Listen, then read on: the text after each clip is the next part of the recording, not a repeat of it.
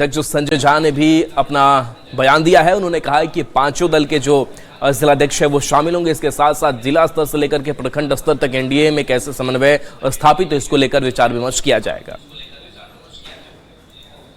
बैठक माननीय मुख्यमंत्री जी के आवास पे हो रही है, जिसमें पांचों दलों के सारे जिलाध्यक्ष इस मीटिंग में रहेंगे। पार्टी के सीनियर लीडर रहेंगे, बिहार सरकार के मंत्री रहेंगे और खास करके हर एक जिला में जो समन्वय रहे एनडीए, सिर्फ समन्वय पटना में नहीं रहे, जिला में भी या ब्लॉक में भी रहे। उसका देख रहे हैं नतीजा कि चुनाव में भी पूरा एनडीए एक होकर चुनाव और फीडबैक भी लेना, उनके क्षेत्र में जो काम चल रहा है उसमें उनका कोई सुझाव है, कोई और बात है, तो वो भी एक फीडबैक है।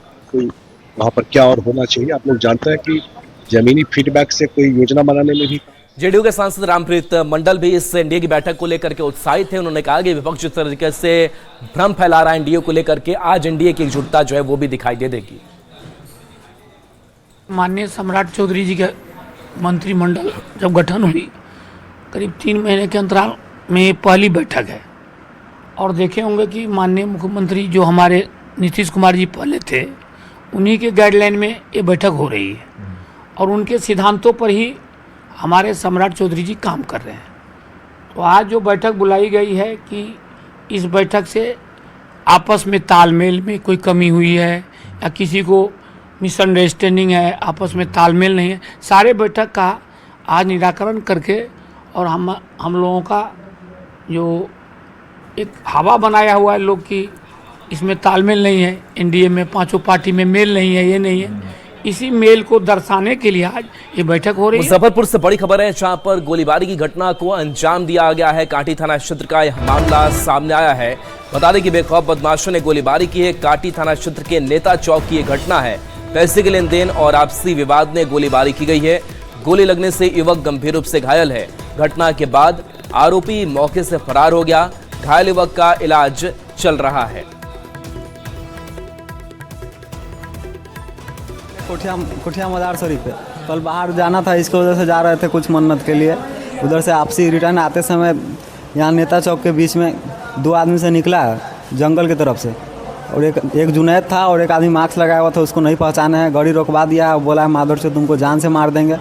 2 राउंड फायर किया, भागे वहाँ से, पैर में गोली मार दिया। वहाँ पे पहले से कोई दुश्मनी था? पहले से दुश्मनी चल रहा था, लड़ाई झगड़ा हुआ था उससे।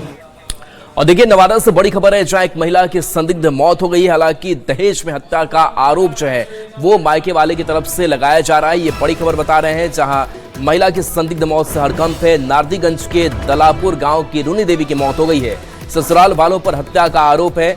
गला दबाकर हत्या का आरोप लगाया गया है। दहेज के कारण महिला की हत्या हुई है। कमरे से महिला का शव मिला है। घटना के बाद ससुराल के लोग फरार बताए जा रहे हैं। 2019 में शादी किए थे, 5-6 साल के बाद है जो कि 4-5 साल के बाद है जो कि मैंने आया और है जो कि जबरदस्ती।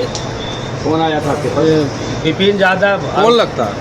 दमाद लगता है। हाँ। और गुड्डू यादव और है जो कि कुछ बोलता है विक्रम यादव, एगो और उसको बहनोई था।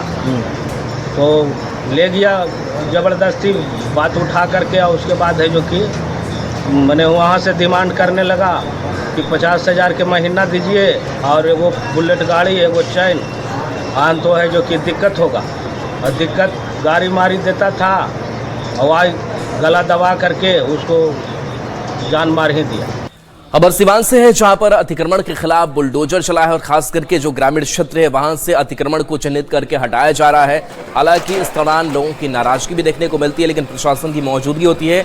लकड़ी नबीगंज की तस्वीर आप देख रहे हैं, जहां जगतपुर में वर्षों पुराने अतिक्रमण पर कार्रवाई की गई है और उसे खाली कराया गया है। अतिक्रमण हटाने की कार्रवाई अंचल अधिकारी के नेतृत्व में की गई। साथ ही भारी संख्या में पुलिस बल की तैनाती भी यहाँ रही। कई वर्षों से ये मामला चल रहा था। 2018-19 का ही मामला था ये, जिसे खाली नहीं करवाया गया था अब तक। इस पर कार्रवाई करते हुए आज हम लोगों ने अतिक्रमण मुक्त किया गया है। सरकारी ज़मीन की थी ये भूमि, इसलिए इसे खाली करवाया गया है। सरकार की भी योजना है, सरकार की सख्त आदेश है खाली करवाने की सरकारी ज़मीन, जिस पर हम लोग त्वरित कार्रवाई करके अपनी आम लोगों से क्या कहेगा जो लोग, क्योंकि जागरूक करने हैं तो लोगों को ये बात बतानी पड़ेगी कि जो भी सरकार की ज़मीनें हैं उन लोगों को ना पकड़ा जाए। बिल्कुल बिल्कुल। जो सरकार की ज़मीन ना पकड़े लोग, खुद घर के आगे भी लोग दलान बनाकर या बेड़ी रख कर ले रहे हैं उस अतिक्रमण। बिहार में मानसून एक्टिव होते ही अब 17 जिलों के लिए मौसम विभाग की तरफ से अलर्ट भी जारी कर दिया गया है, जहां हल्की से मध्यम बारिश हो सकती है, गरज और तेज हवा चलने की भी संभावना जताई गई है। तो मौसम का मिजाज बदला हुआ है, आंधी, गरज और बारिश को लेकर के अलर्ट जारी किया गया है। बिहार में एक बार फिर से मानसून पूरी तरह से एक्टिव हो गया है और कल रात से ही कई जिलों में मध्यम से लेकर भारी बारिश हो रही है। राजधानी पटना की बात करेंगे तो यहाँ भी सुबह से मौसम का मिजाज बदला हुआ है और हल्की बारिश होने से लोगों को उमस भरी गर्मी से राहत मिलने लगी है। मौसम विभाग ने एक साथ 17 जिलों में अलर्ट जारी किया है, जिसमें 12 जिलों में ऑरेंज अलर्ट जबकि 5 जिलों में येलो अलर्ट जारी किया गया है।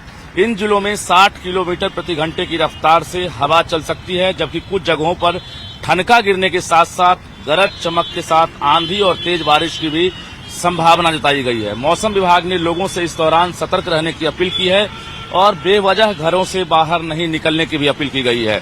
बता दें आपको कि जिन जिलों में अलर्ट जारी किया गया है उसमें पश्चिमी चंपारण, पूर्वी चंपारण, गोपालगंज, सिवान, सारण, मुजफ्फरपुर, वैशाली, समस्तीपुर, दरभंगा, मधुबनी, सीतामढ़ी, शिवहर, खगड़िया, मुंगेर, भागलपुर, बांका, जमुई जिला शामिल है। अब तक मौसम विभाग की माने तो 263.2 मिलीमीटर बारिश रिकॉर्ड की गई है। मौसम विभाग के अनुसार पिछले 24 घंटों के दौरान बिहार में वर्षा की गतिविधियां काफी कमजोर रही है।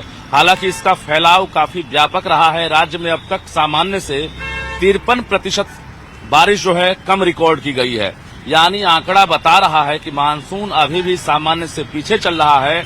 और अभी पिछले 24 घंटे में बात करेंगे तो कटिहार जिले के अहमदाबाद में सबसे ज्यादा 108.2 मिलीमीटर बारिश रिकॉर्ड की गई है। तो मौसम विभाग ने संभावना जताई है कि अगले 24 घंटे में अच्छी बारिश हो सकती है, जिसमें उत्तर बिहार के भी जिले शामिल हैं। हालांकि सामान्य से कम बारिश होने की वजह से किसानों की भी चिंता बढ़ने लगी है। कैमरामैन दीपक के साथ रजनीश कुमार, न्यूज 18 पटना।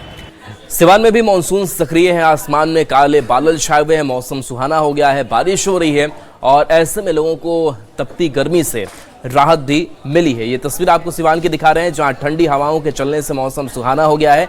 2 दिन पहले तक लोग भीषण गर्मी और तेज धूप से परेशान थे, लेकिन मानसून की दस्तक के बाद मौसम ने करवट ले ली है। लगातार जिले में 2 दिन से रुक रुक कर हो रही बारिश से तापमान में गिरावट दर्ज की गई है, जिससे लोगों को गर्मी से काफी राहत मिली है। किसान भी इस बारिश से खुश हैं। सिवान में मानसून सक्रिय हो गया है। विगत 2 दिनों से जिले में रुक रुक कर बारिश हो रही है, तो वही मौसम सुहाना बना हुआ है। ठीक मेरे पीछे तस्वीर देखकर सहज अंदाजा लगाया जा सकता है कि सिवान का मौसम अब बदल चुका है। आसमान में काले काले बादल के साथ ठंडी ठंडी हवा चल रही है, तो वहीं 2 दिनों से जिले में रुक रुक कर रिमझिम बारिश हो रही है, जिससे मौसम सुहाना बना हुआ है। सिवान में हो रही बारिश से लोगों को भीषण गर्मी से राहत मिली है, तो वही ये बारिश किसानों के लिए फायदेमंद की बारिश है। क्योंकि बारिश होने से सिवान के किसान काफी खुश है, अपने अपने धान की बुआई में लग गए हैं। ठीक ये तस्वीर देखिए, अभी भी आसमान में काले काले बादल है, तो ठंडी ठंडी हवा चल रही है। विगत 2 दिन तक सिवान के लोग भीषण गर्मी से परेशान थे। ऐसे में सिवान के मौसम का मिजाज बदला, 2 दिन से ठंडी ठंडी हवा चल रही है, वहीं जिले में रुक रुक कर रिमझिम बारिश हो रही है, जिससे मौसम सुहाना बना हुआ है। सिवान के लोग विगत 2 दिन पहले भीषण गर्मी से परेशान थे। ऐसे में सिवान में मौसम का मिजाज बदला, जिससे सिवान के लोगों को भीषण गर्मी से राहत मिली है और वो राहत की सांस लिए हैं। वही मौसम विभाग ने बिहार के कई जिले को बारिश को लेकर अलर्ट जारी किया है, क्योंकि ऐसे मौसम में वज्रपात की खतरा बढ़ जाती है, लोगों की जाने जाती है। ऐसे में जिला प्रशासन ने अपील किया है कि जब भी घर से बाहर निकले तो मौसम खराब हो तो किसी सुरक्षित स्थान पर चले जाएं, ताकि सुरक्षा ही अपनी बचाव है। ऐसे मौसम में बाहर निकलने से लोगों को परहेज करना चाहिए। जिला प्रशासन के साथ साथ मौसम विभाग ने लोगों से अपील किया है। मृत्युंजय सिंह, न्यूज 18 सिवान। छोटे से ब्रेक का वक्त है, जल्द वापस आते हैं।